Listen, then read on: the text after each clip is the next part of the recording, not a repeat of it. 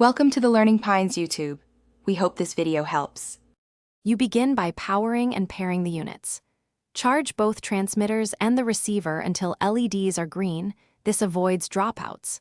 Next, clip the transmitters on your subject or into the camera shoe. Secure placement matters for consistent audio. Once positioned, power on the transmitters, then the receiver, and press the pairing button on the receiver.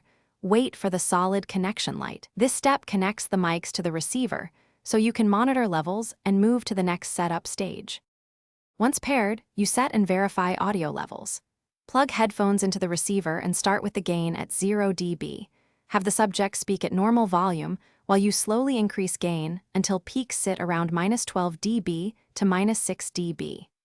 Make sure to enable the low-cut filter for wind or handling noise and activate the safety channel if available. Then record a 2 to 5 second test clip.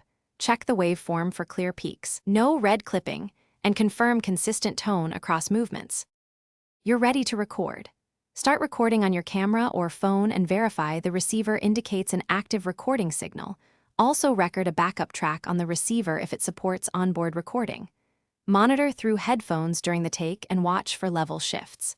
Once finished, stop recordings and label files immediately.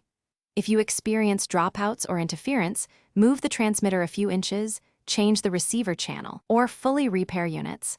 These fixes resolve most connectivity issues quickly. Thanks for watching. Consider subscribing if we helped you.